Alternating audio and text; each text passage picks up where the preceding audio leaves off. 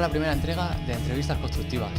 Hoy tenemos con nosotros, para mí, a alguien muy especial, ya que mi carrera empezó de su mano en el estudio de arquitectura de Béjar y además creo que va a ser un gran aporte para el blog, ya que es un auténtico crack del BIM. Lleva más de 25 años de trayectoria como arquitecto, trabajando en proyectos al detalle con el cliente, grandes promociones, proyectos emblemáticos. Además, es muy interesante porque desde sus inicios, allá por el 91, ya trabajaban con una herramienta, podemos decir, pre-BIM. Y en 2003 implantaron en el estudio completamente Allplan. Un estudio que llegó a tener 20 personas desarrollando proyectos y direcciones de obra. Actualmente podemos encontrarle como profesor en los másters BIM de ADIC y de Zigurat. Además, imparte formaciones en herramientas de ingeniería en entornos BIM. Y algo muy interesante, que a ver si nos habla un poquito sobre ello, está preparando una tesis doctoral sobre la integración de BIM y GIS. De verdad, muy interesante. Tenemos aquí a alguien, de verdad, es un auténtico crack del BIM, es José Luis Rodríguez Antúnez. Bienvenido, José Luis. ¿Cómo Hola, buenos estás? días. Sé que estás por Bogotá. Aquí estamos. Ok, Llevamos medio añito por aquí, muy bien, muy bien. trabajando. Bueno, es un placer tenerte en el blog como primer invitado en estas entrevistas constructivas. De verdad, encantado, un placer. Muy buena iniciativa, Fernando. Gracias.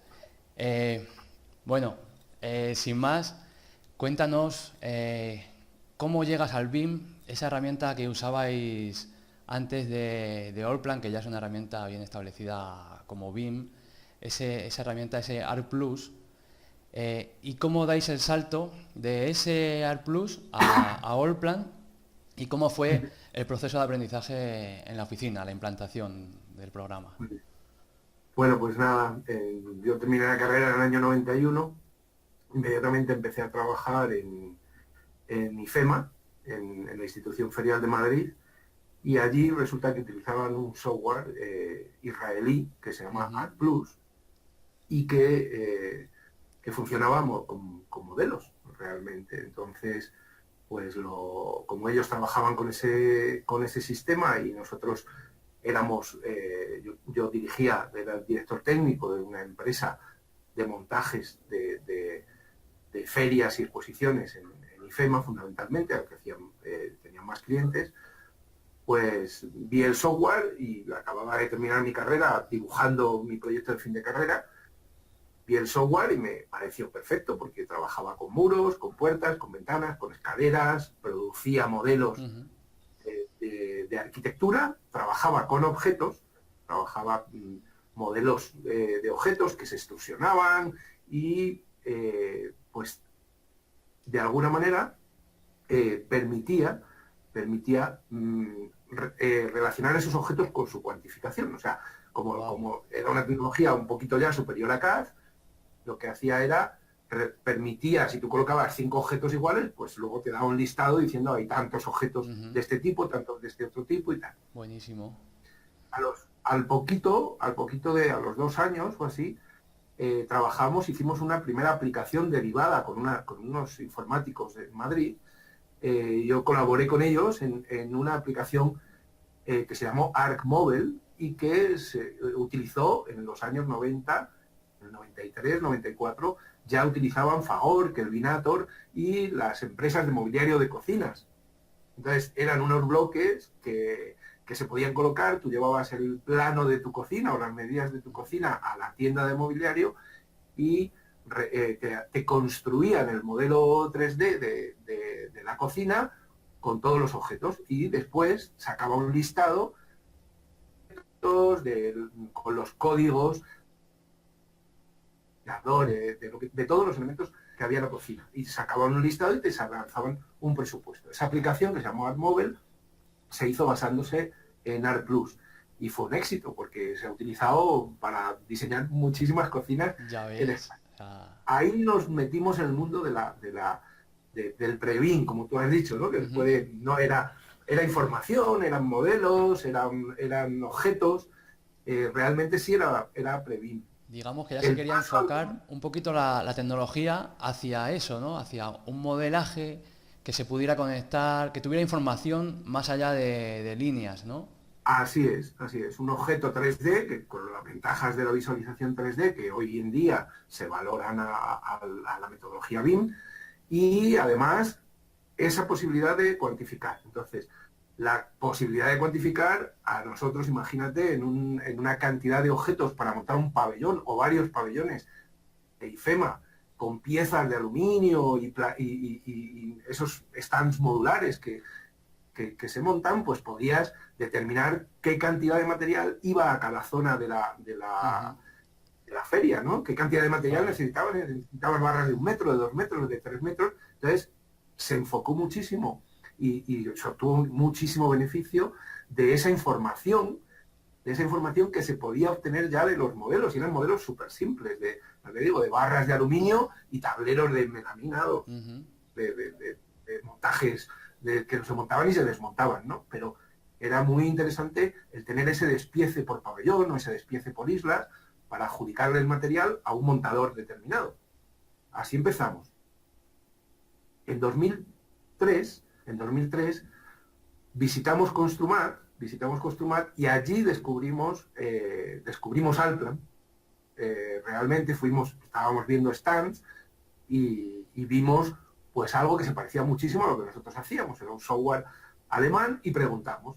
Se nos acercó Miguel Villamor, que era el gerente de Nemetschek España, que es también salmantino como yo, y nos dijo que, bueno, ¿qué hacéis? ¿Trabajáis con AutoCAD, como todo el mundo y tal? No, nosotros trabajamos con ArcPlus. Y dijo, pues eso ya es más avanzado, etcétera. ¿Y qué ventajas tiene, le preguntamos, de sistema? Y pues él nos dijo, bueno, pues que se relaciona con las cuantificaciones, con bases de datos de construcción, como Arquímedes, como la herramienta que nosotros usábamos de CIPE Ingenieros para hacer las mediciones y presupuesto de nuestros proyectos. Dijimos, ¿cómo es eso? Nosotros estamos sacando también, que está muy relacionado con el BIM y con mi formación y mi enfoque del BIM, estábamos terminando en noviembre, esto fue en marzo-abril, que era el Costumat. En noviembre obtuvimos la ISO 9001 en el estudio, para diseño y todo el tema de gestión de calidad de los proyectos que hacíamos. Entonces nos sirvió muy bien porque estábamos trabajando con AENOR y AENOR nos decía que no había coherencia o que no se podía garantizar la coherencia entre el objeto y la cuantificación que nosotros presentábamos en los proyectos, ¿no? El estado de mediciones y presupuesto. Que si yo borraba una puerta del modelo, ¿cómo garantizaba que se borraba del presupuesto?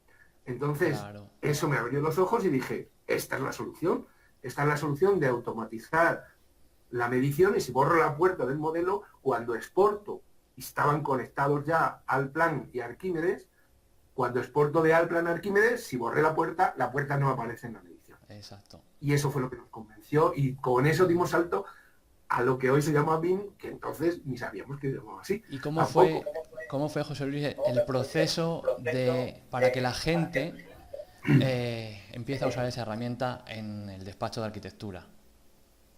Bueno, pues eso fue una apuesta fuerte, personal, que como gerente hice, ¿no? El comprar 7 licencias de Allplan y comprar la formación también.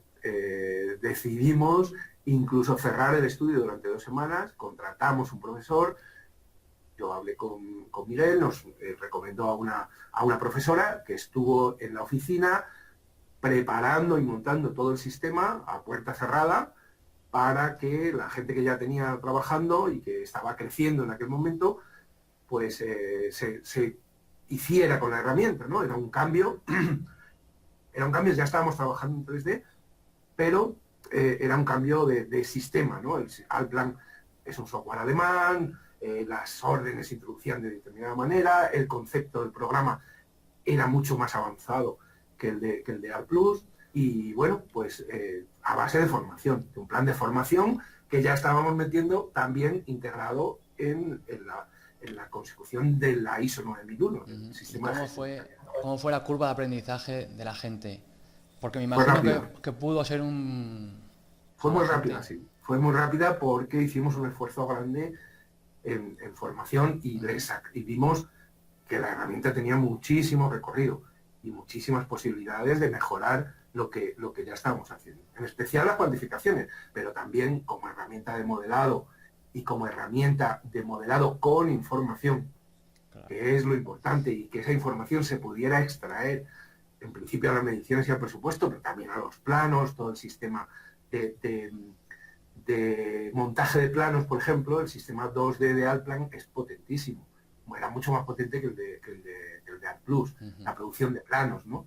Y bueno, todo se mecanizó, se sistematizó y Allplan, ya te digo, siendo un software alemán, es un software muy robusto, es un software muy bien armado, muy bien enfocado al trabajo del arquitecto, y también, sobre todo, que hablaremos después, muy enfocado al modelado para construir, que eso fue un descubrimiento que hicimos después. Claro, buenísimo. Entonces, ya hemos hablado un poquito cómo llegas a eso. Se habla mucho del BIM y además está tomando mucha trascendencia por temas legislativos, algunas administraciones como en Inglaterra, en España también se está pensando, obligar al uso del BIM para proyectos públicos. Pero no parece que quede muy claro qué es exactamente BIM, o cómo, si es una herramienta, si es un software, es una metodología de trabajo. No sé, ¿qué es para ti el BIM? Bueno, pues BIM es lo que hoy en día se conoce como BIM. Es una estrategia de gobierno, de buen gobierno, en este caso, como has dicho, es una estrategia que se denomina top-down, ¿no? Es una estrategia que viene de arriba hacia abajo, imponiéndose a través de legislación. O sea, el BIM, como se va a entender, es como una metodología de trabajo que mejora la inversión que va a hacer el promotor, porque pues produces proyectos mejor coordinados, tienes unas ventajas de no pérdidas de información en las diferentes fases del trabajo, del paso a la obra, y en lo que hoy se define como BIM es una metodología de trabajo que contempla la vida útil de todo un edificio, desde que se proyecta, desde que se comienza a pensar por parte de un diseñador, arquitecto, ingeniero, lo que sea, cómo se coordina ese proyecto, cómo se pasa a la fase de construcción, cómo se transmite esa información a la fase de construcción, y una vez que se termine esa construcción, cómo se transmite de nuevo esa información a la fase de vida útil del edificio, de mantenimiento de ese edificio. Entonces, todo ese ciclo de vida es lo que hoy se entiende que es BIM, y se ha definido como BIM 3D el modelo, las famosas dimensiones del BIM, BIM 4D los costos, la planificación, BIM 5D los costos, BIM 6D la eficiencia energética y BIM 7D el mantenimiento. ¿De acuerdo? Esa es un poco la visión que hoy se tiene como amplia de los procesos de toda la metodología BIM. Es una transferencia de información entre diferentes usuarios de ese modelo o necesidades de ese modelo. Ya que has comentado sobre las diferentes dimensiones, sabemos que todos los proyectos tienen un tiempo, tienen un coste, hay que hacerlos de ciertas maneras, y sabemos que la tecnología nos permite montar toda esa información en un modelo. Pero ¿cómo es exactamente? ¿Cómo es ese concepto de interoperabilidad? O sea, ¿cómo se consigue que varias plataformas trabajen, que sean, siendo diferentes, trabajen con el mismo modelo y en lo mismo? Y sea algo estable, consigas un modelo estable. Es algo que está definido ya. Se define como Open BIM, el BIM abierto, ¿no?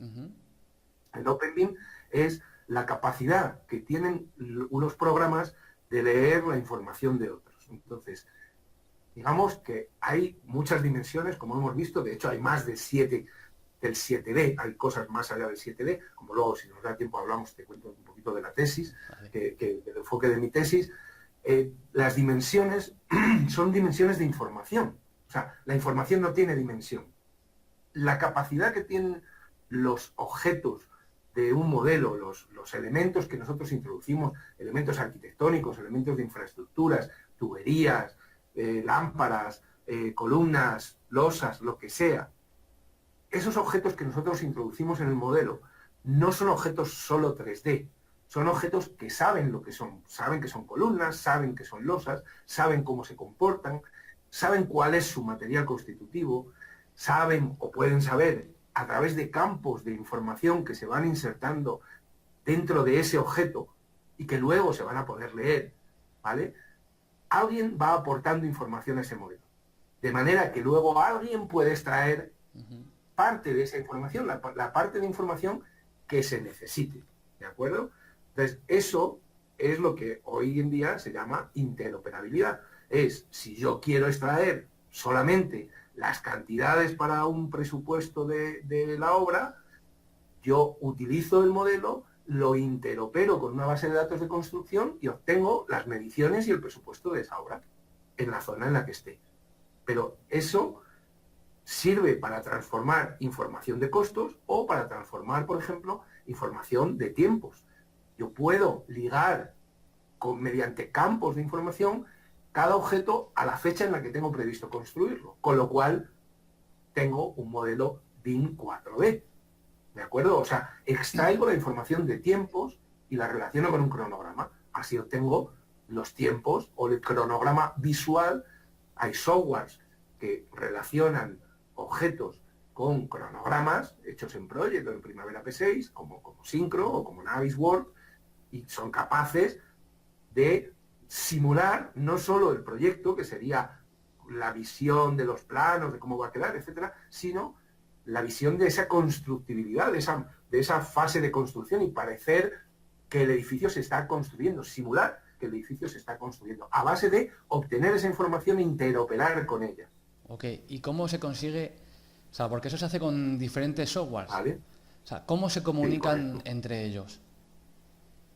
Bueno, la metodología OpenBIM o la tecnología OpenBIM se relaciona a través de ficheros que hoy se llaman IFC.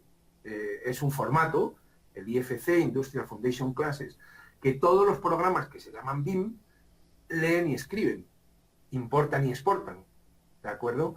Entonces, a través de eso, que puede asimilarse a los DXFs del CAD, ¿vale? Que todos los programas leen y escriben, es como un protocolo internacional del cual no es propietario ninguna casa de software, sino que es de la Building Smart, de la Asociación Internacional para la Interoperabilidad, que se llama Building Smart. Entonces, Building Smart mantiene y define el IFC y todo programa BIM debe ser capaz de leer y escribir IFCs. Así se comunican.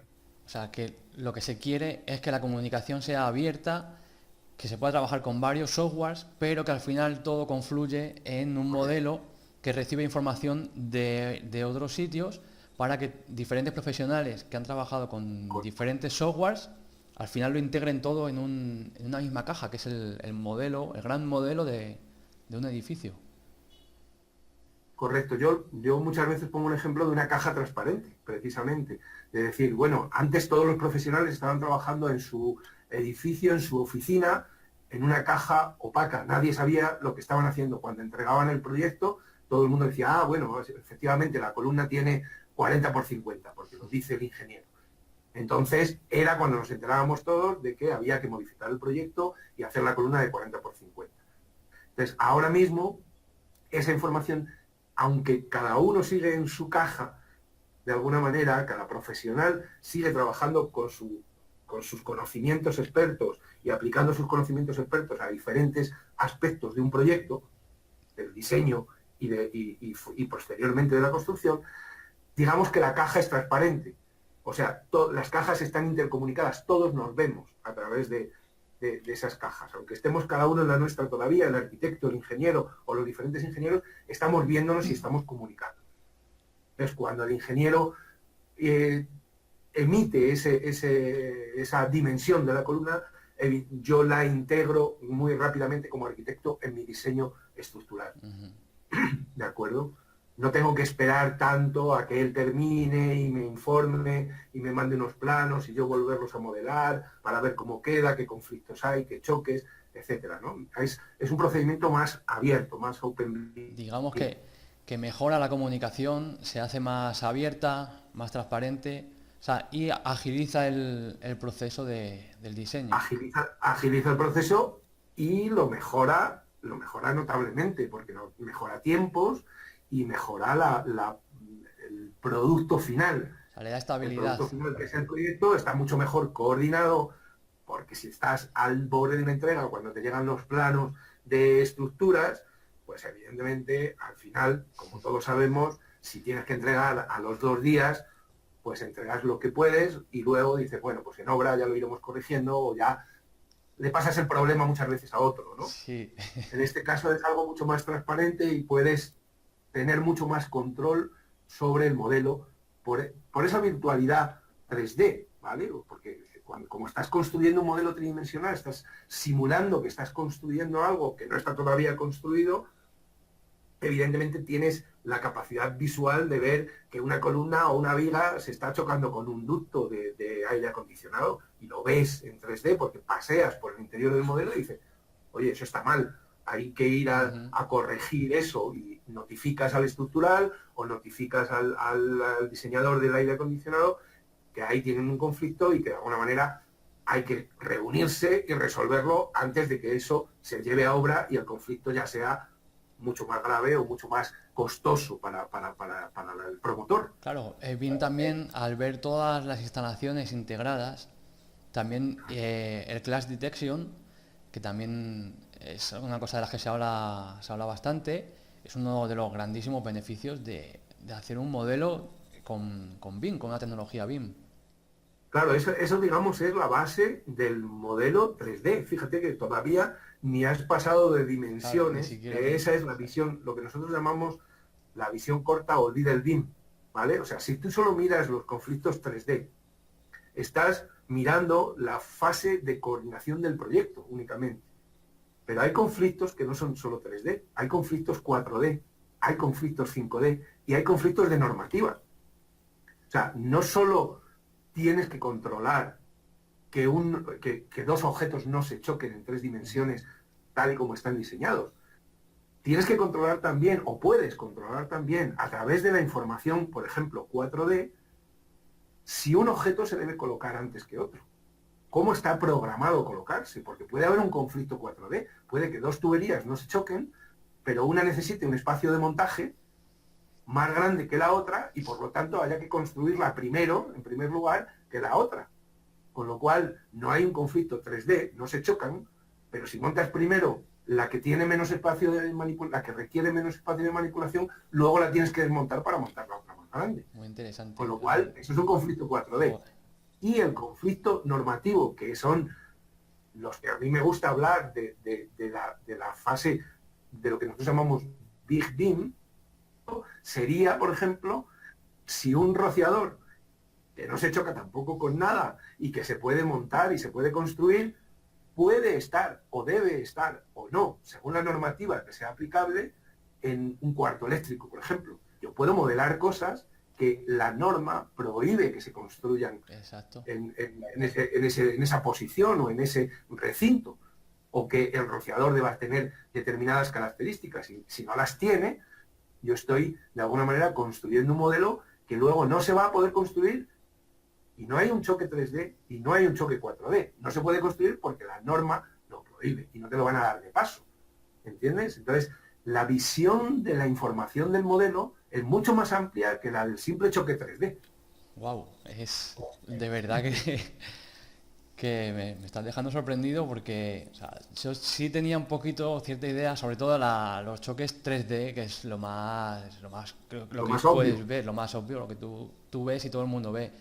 Y un choque 4D también es muy intuitivo, pero un incumplimiento de normativa se te escapa. O sea, no es que se te escape, sino que no piensas en ello y te puede pasar y con BIM puedes tener un choque de normativa. Los encontramos en todos los proyectos y siempre, además, eso implican cambios tardíos que implican bastante, ya mucho coste.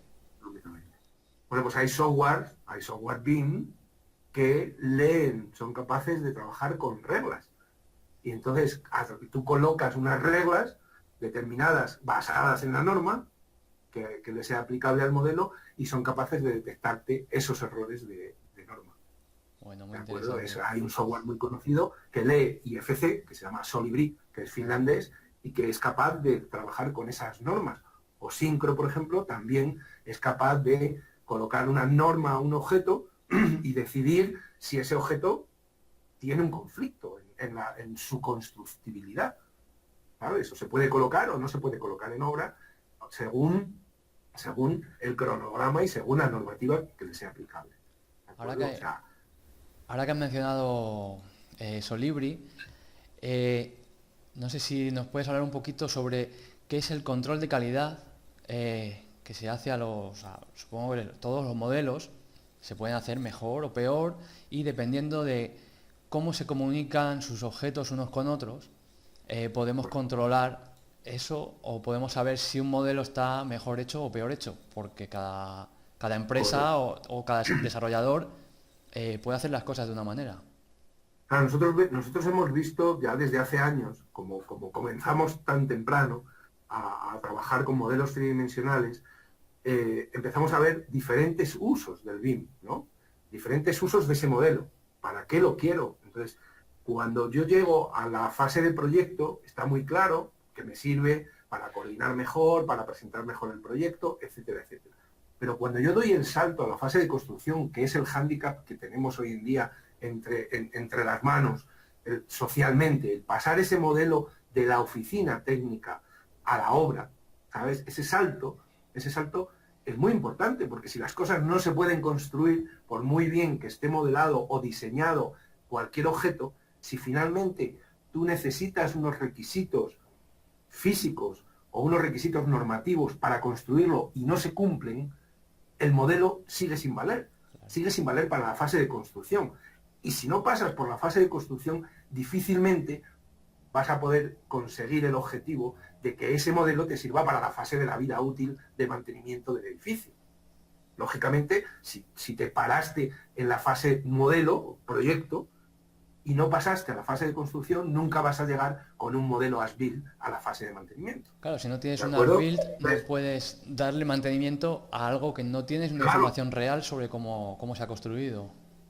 sobre cómo se ha construido, que probablemente por el camino haya cambios, como todos sabemos, que Claro, se producen diariamente en una obra real. En una obra real de construcción hay cambios, hay cuestiones que hay que modificar, porque finalmente, ya te digo, aunque no se choquen en 3D, hay cuestiones de constructibilidad que te obligan a modificar la forma de construirlo. Y realmente el objeto final no es el mismo que tú modelaste y que tú proyectaste inicialmente. claro, al final no son solo cambios que te puede pedir el cliente, sino cambios que desde la constructora se pueden solicitar por medidas logísticas, por ahorros a la hora de la forma Así es, de la forma de así es. construir, ¿no? O por requisitos del ayuntamiento, del municipio, ¿sabes? Por requisitos que te obligan a cambiar determinada cosa, incluso por criterios del técnico que informa el proyecto o que da de paso el proyecto y te obligan a modificar cuestiones que en principio tú creías que estaban resueltas, cuestiones de norma, Claro.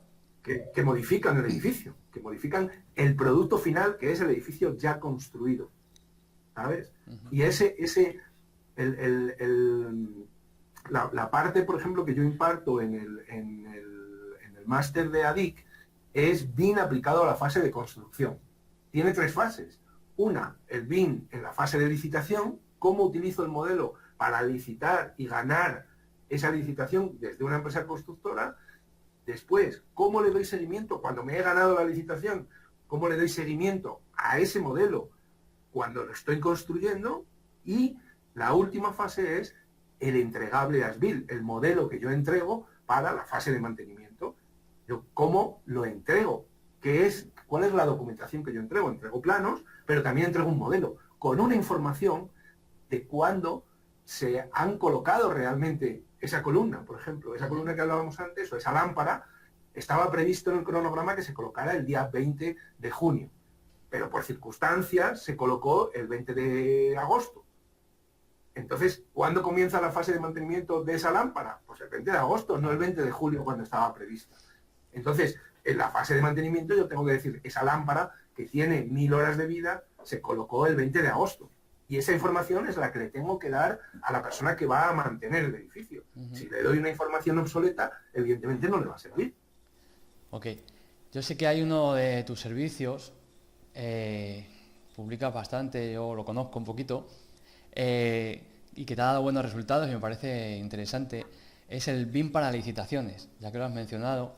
Hablando un poquito sobre este concepto y cómo se puede usar ese modelo para los procesos siguientes. ¿Cómo tienes que modelar o cómo haces ese BIM para licitaciones?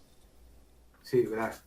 La mayor parte de la gente que ha llegado tardíamente al BIM, o que está incorporándose, y no todo el mundo se está incorporando todavía, está utilizando BIM con la visión corta o la visión líder BIM del modelado para la fase de proyecto, de esa coordinación 3D y de esa obtención de planos, que en muchos casos es el objeto del contrato. O sea, aquí en Latinoamérica la mayor parte de los arquitectos son diseñadores, producen su plano y ahí terminaron, ¿vale? Entonces aquí es mucho más claro todavía nuestro servicio, es mucho más interesante nuestro servicio. ¿Por qué?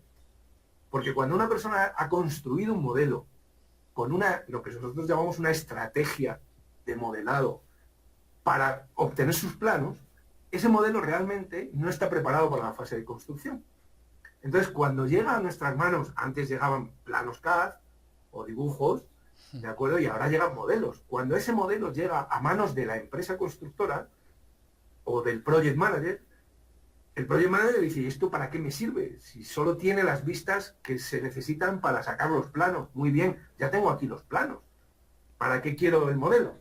¿De acuerdo? Si no me sirve para la fase de construcción. Entonces, ese nicho de mercado, de alguna manera lo vimos hace unos años, y cuando estábamos trabajando en Panamá, pues iniciamos ese trabajo que nosotros llamamos modelos de preconstrucción.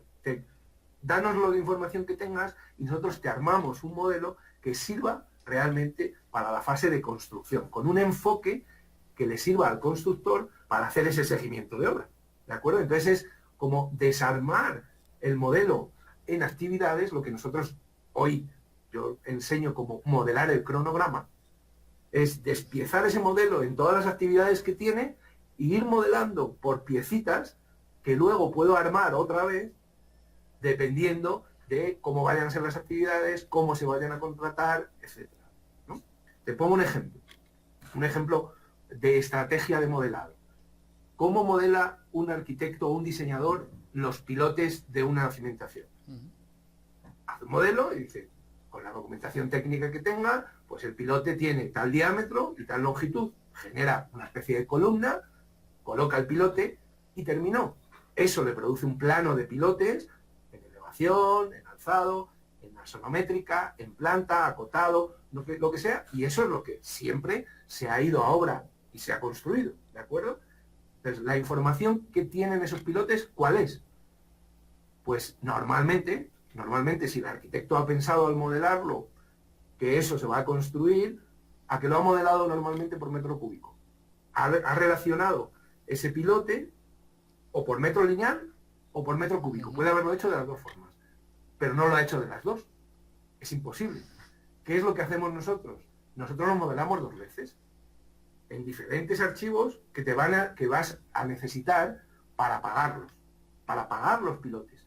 Tú vas a pagar, probablemente, si lo vas a pagar así, nosotros lo modelamos de las dos formas. Si los quieres unir, te van a dar una medición por metro lineal de pilote, que es la excavación, pilote, que es el relleno. ¿De acuerdo? Si tú los modelas dos veces, unos te darán los metros lineales y otros te darán los metros cúbicos. Nadie los modela dos veces. Un diseñador no modela los pilotes dos veces. Pero que nosotros modelamos otra cosa, que es el descabezado de los pilotes. El descabezado es una fase de demolición. ¿A qué diseñador que va a sacar el plano de pilotes se le ocurre modelar el trozo de pilote que hay que descabezar para construir el cabezal? A ninguno. A nosotros sí. Nosotros modelamos esos pilotes, ese descabezado de pilotes por unidad o por metro cúbico en la unidad de medición que se vaya a pagar. ¿Para qué? Para que cuando tú tengas que pagar los metros lineales reales que la pilotadora ha excavado, tengas un archivo que te va a dar la medición en metro lineal. Cuando tengas que pagar a la empresa que te ha servido el hormigón y el acero, activarás los mismos pilotes de la misma dimensión, pero por metro cúbico. Y entonces te saldrá la cantidad de metros cúbicos que has vertido de hormigón en ese pilote. O sea, digamos que es Y luego, finalmente, si lo vas a pagar por descabezado por unidad, pues tendrás unos pilotes, unas cabecitas de pilotes o unos elementos que podrás modelar de cualquier forma que se cuenten por unidad para pagar ese descabezado de pilotes. Es un modelado enfocado a necesidades. Correcto. Actividades. Es modelar el cronograma. O sea, y luego tú lo montas en tu cronograma, le das tus tiempos de duración y también está relacionado con el presupuesto. Claro, lógicamente, todos esos nosotros lo que hacemos es codificar esas actividades, ¿vale? Con el código que saca Arquímedes o con un código de la empresa o con el código que nos pidan. Entonces, esas actividades están codificadas y están relacionadas con la APU, con el descompuesto y las necesidades de materiales, mano de obra y maquinaria que tenga la actividad. O sea, estás modelando el pilote, pero realmente le estás dando esa información de costos que está relacionada con su precio descompuesto, con su análisis de precio unitario. Con lo cual, esa medición y presupuesto que te está dando no solo te está diciendo los metros lineales de pilote que tienes que hacer, sino los medios auxiliares que necesitas, la mano de obra, el material que necesitas, si necesitas bentonita, si necesitas un operador de ayuda durante la fase de excavación, toda esa información te la está dando, porque es una información del costo. Todos sabemos lo que es un precio descompuesto, ¿no? Lleva toda esa información. Esa información se transmite a través de un código. Con esa información, que no es solo la medición, sino la actividad, con eso es con lo que puedes programar. Con eso es lo que nosotros esa información se la damos a la empresa constructora para que ellos programen. Porque si solo saben las cantidades de materiales, evidentemente no pueden saber cuál es la necesidad de tiempo que necesita esa actividad de pilotaje y de personas y de medios auxiliares. Claro, es integrar todo y automatizarlo para que al final optimizar el tiempo que tardas en hacer una propuesta para una licitación. Correcto, ese es el primer paso. El primer paso es el análisis del proyecto, el modelado constructivo y el despiece, yo lo llamo paquetización en Allplan, que es como con la herramienta que yo lo enseño y la herramienta que yo utilizo, es una herramienta multiarchivo y yo lo que hago es paquetizar esa información, hacer pequeños paquetes de información relacionados con las actividades o con las contratas o con lo que luego se vaya a necesitar para armar el cronograma a la empresa. O incluso puedes trabajar comunicado bien con la constructora sobre cómo la constructora construye eso, cómo lo contrata para enfocar el modelo a las contrataciones, por ejemplo. Claro, como no lo sabes previamente, la estrategia que nosotros utilizamos es despiezarlo mucho, romper muchísimo, desgranar el modelo en trozos muy pequeñitos. Allplan nos lo permite porque tiene 10.000 archivos disponibles y lo podemos hacer en 10.000 trocitos. ¿De acuerdo? Y esos 10.000 trocitos se pueden luego montar conforme a las necesidades reales de obra. O sea, si yo voy a pagar finalmente de una manera determinada una actividad y la tenía desglosada en 5 por si acaso, tengo la pintura del techo 1, la pintura del techo 2, la pintura del techo 3, del techo 4 y del techo 5. Las tengo separadas. Si luego se las asigno a un mismo contratista, dentro de un cronograma, evidentemente las uno en un solo archivo. Sin embargo, si tengo 5 contratistas, tengo la pintura del techo 1, la del techo 2, la del 3, 4 y 5. ¿Entiendes? Lo que hacemos es desmenuzar el modelo muchísimo para luego volverlo a armar como tú quieras, como tú necesites o como se vaya produciendo el avance de obra. Vamos, que llega todo migadito, todo bien desmenuzado para para que sea muy manejable, porque al final todos esos datos tú los puedes Versátil. mover para una cosa o para otra dependiendo de tus necesidades. Correcto, para que ese modelo sea versátil y te sirva en la fase de construcción para tú proceder según vayas a contratar, según vayas a pagar o según vaya el avance de obra. Wow, es una idea de verdad buenísima. O sea, me parece de mucho valor, la verdad. Sí, Una información que aporta mucho valor a una constructora enfocada a una licitación y que además después eso te sirva, si ganas la licitación, para ir a la ejecución de la obra con esas armas que ya has tenido. O sea, además te sirven, porque sí. no tendría mucho sentido que no sirvieran para un paso posterior. Mira, hay un proyecto muy interesante también que puedo recomendar, te recomiendo, que se llama Bintable. Ujú. Está avalado por el Ministerio de Economía y por la Universidad Politécnica de Cataluña y es una respuesta muy interesante a cómo llevar el BIM a la obra, Ujú.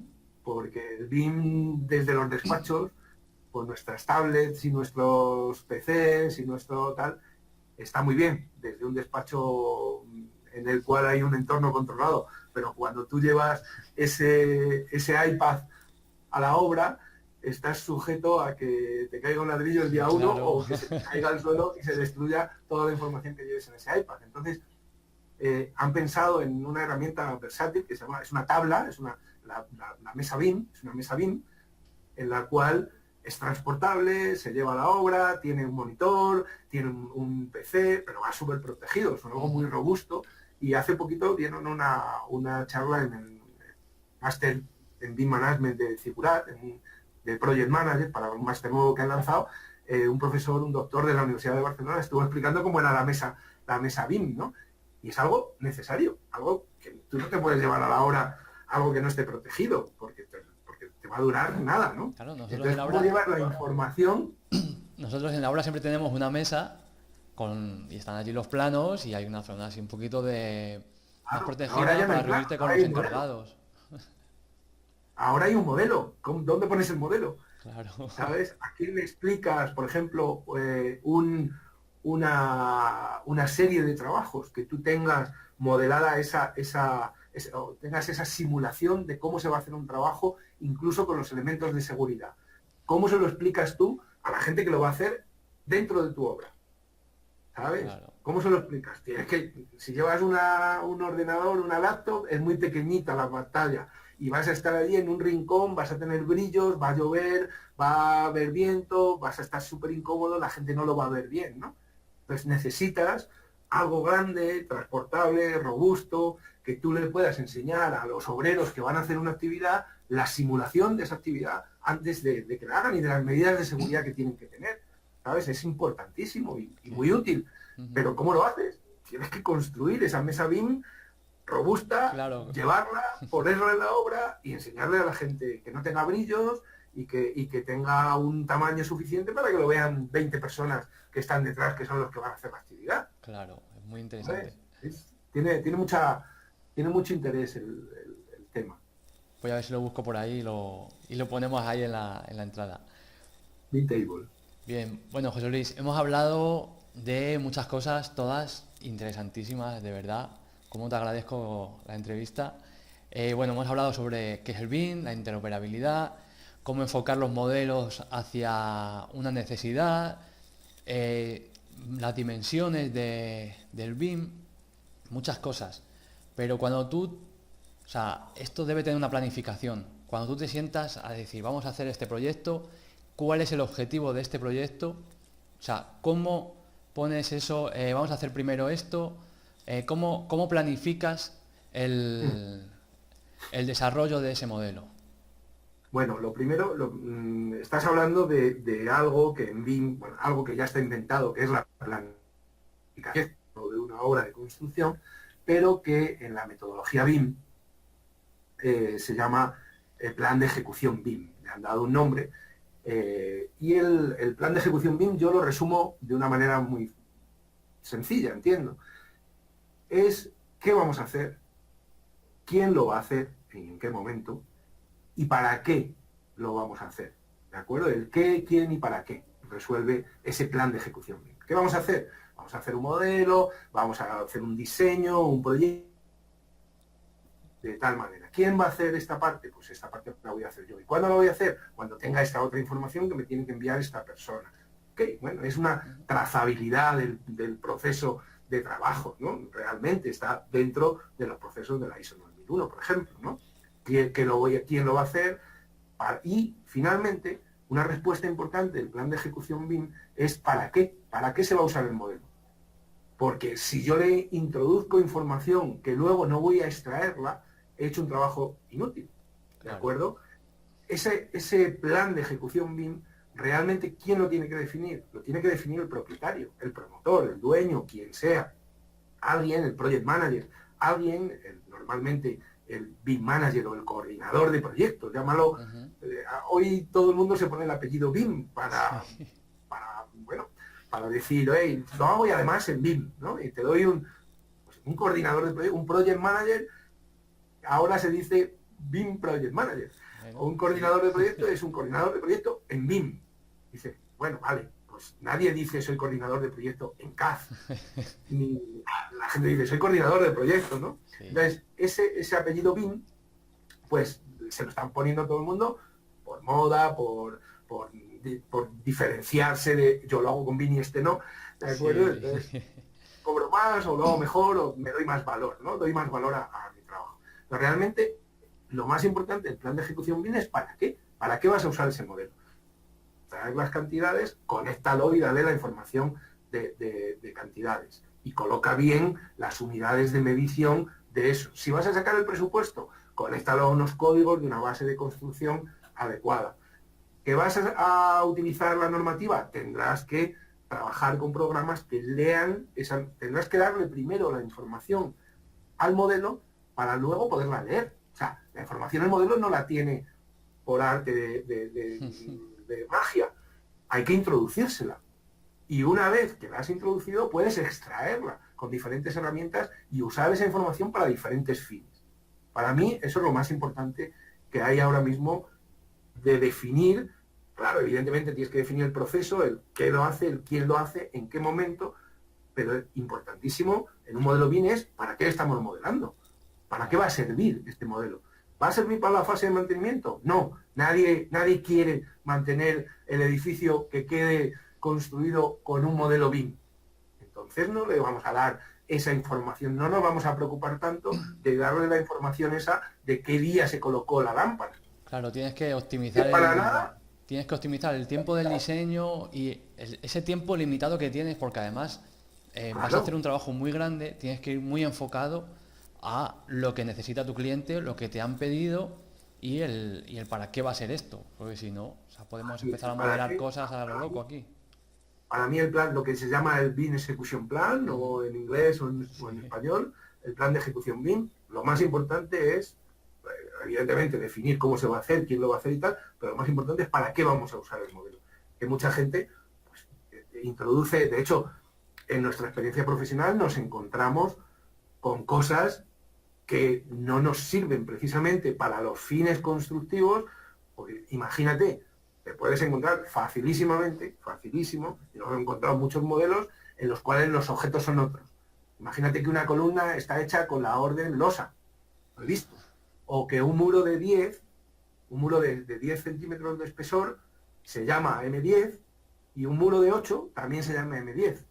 Claro, al final... ¿Sabes? Porque lo han copiado, no han introducido correctamente la información. Entonces, hay información que está mal introducida en el modelo y que no se ve, la información no se ve. Claro, al final... Con lo cual, cuando abres el modelo la ves. Cuando interoperas con esa información y de repente te dice que todos los muros son M10, cuando tú estás viendo que hay muros de 10, de 8, de 4, etcétera, dices, wow, el que ha introducido esta información no estaba preocupado por la información del nombre del muro, de los nombres, de nombrar a cada muro conforme a como su espesor, por ejemplo. Claro, al final esto es como todo. O sea, si tú pretendes sacar información de ese modelo, la información que le metas tiene que ser de calidad. O sea, tiene que ser una buena información para obtener información buena.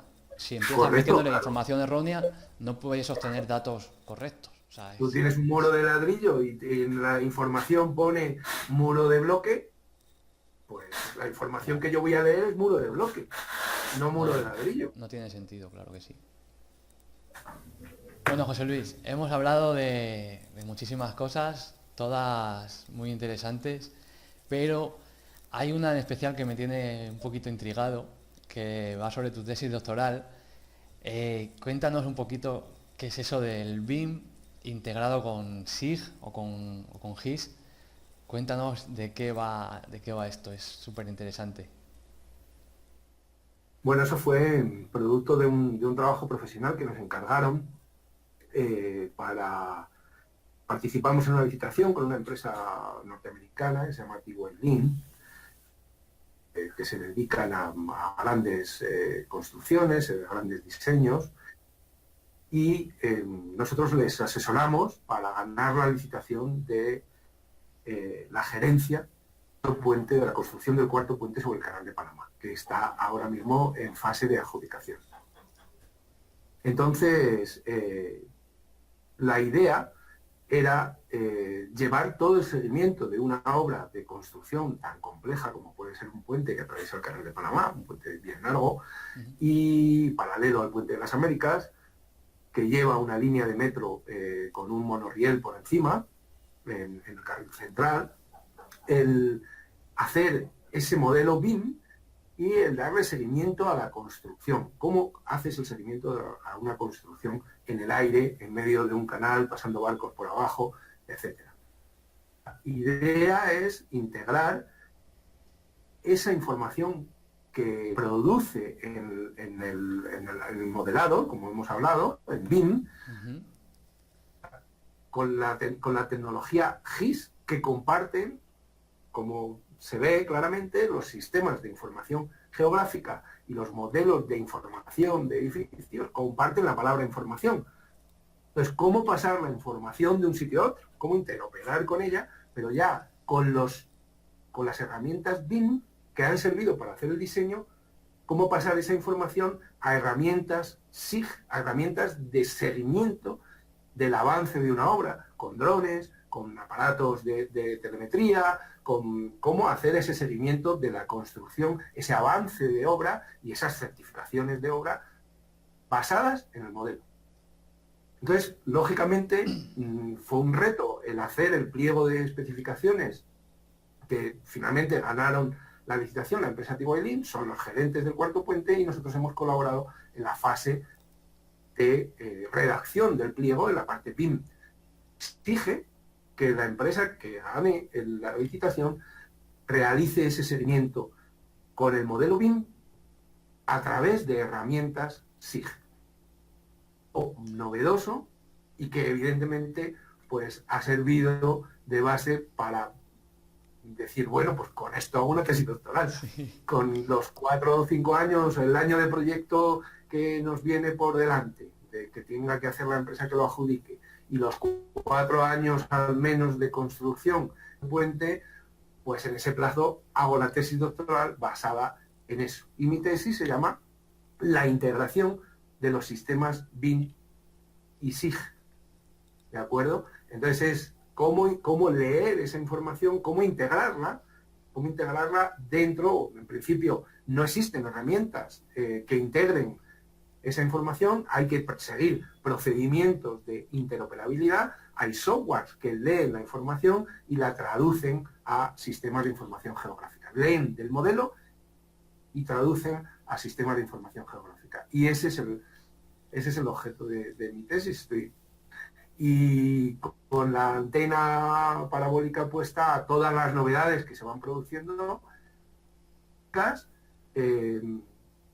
para poder armar esa tesis y presentarla en unos años. O sea, el BIM es un avance tecnológico, o sea, extraordinario, y cómo interopera con otras plataformas informáticas, pero ya esto de integrar el BIM con SIG, o sea, ya es ir un paso más allá, o sea, todavía se puede ir un poquito más allá. Correcto, es lo que hablábamos de las Ds de la información, ¿no? De esas BIM 5D, 6D, 7D, ¿no? No, hay N dimensiones. Yo siempre defendí que la información no tiene dimensión. La base de todo esto y la fortaleza está en la I, es la información.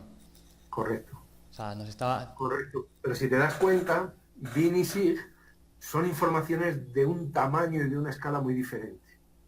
Ese es el objetivo de la tesis, es mostrar qué tipo de información y cómo pasa una información mucho más detallada en principio. Imagínate que nosotros en BIM podemos detallar todo el acero de refuerzo de una columna, ¿no?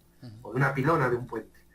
Y podemos detallar todo su acero de refuerzo y con las dobleces, los alambres, etcétera, ¿no? Podemos modelar a ese nivel de detalle cualquier objeto arquitectónico. Sin embargo, SIG se refiere a volúmenes de datos inmensos, ¿de acuerdo? ¿Cómo pasas de un volumen de datos tan detallado como un modelo de información de un edificio a un modelo de información de una ciudad? La información GIS y la información geográfica sirve para el mantenimiento de las calles, para el mantenimiento de las aceras. Imagina que podríamos construir en GIS un mundo virtual. De hecho, los hay. Los hay en los videojuegos, los hay en la realidad. Estamos usando Google Maps, estamos usando aplicaciones de localización, de geolocalización continuamente en nuestros celulares. Los llevamos encima. Imagina que construiríamos un universo virtual del cual podríamos extraer cantidades ingentes de información. Primero hay que introducirlas, claro, ¿de acuerdo? Pero después obtendrías, ya te digo, cosas tan interesantes como qué antigüedad tienen las infraestructuras de determinada calle, cuándo se construyeron, cuándo se renovaron, cuándo esa acumulación de información que tú puedes ir haciendo con herramientas BIM, esa información la puedes pasar a macroinformación de una ciudad o de un país. Imagínate, podrías decir podrías extraer información a nivel global. Y entonces yo pienso que eso en el futuro va a estar integrado y que esa información del geoposicionamiento del objeto ya la tenemos en los coches, ya la tenemos en los móviles, ya lo tenemos en todas partes. Esa información va a servir utilizada con buenos fines para muchísimas cuestiones técnicas, sociológicas, urbanísticas, de mantenimiento de las ciudades, de miles de cosas, de ciudades inteligentes, que se llama mucho ahora. Todo eso va a estar relacionado y está relacionado con la información, con el poseer esa información detallada a la que llega BIM y a la que no llega GIS, evidentemente. Complementar la información que da un sistema con la información que da el otro sistema y al final integrarlo para conseguir unos fines mayores que lo que puede dar por separado. O sea, es una gran idea. Información. Sí, información es poder. Sí. Bueno, José Luis, de verdad ha sido un placer, te agradezco mucho. Hemos estado aquí conversando como una hora, pensábamos que iba a ser un poquito menos, ha sido como una hora, pero de verdad muy interesante todo lo que nos has contado sobre el BIM. Le hemos dado un pequeño repaso desde el principio hasta el final del modelo y cómo enfocar los modelos, y hemos llegado al gran sistema de información BIM integrado con SIG. De verdad muy interesante. Nada, espero que tengas mucha suerte con tus proyectos, que te vaya muy bien, ya te está yendo muy bien. De verdad que impresionante. Muchas gracias, de verdad. De nada, Fer. Bueno, José Luis. Que esté muy bien. Hasta otra. Chao.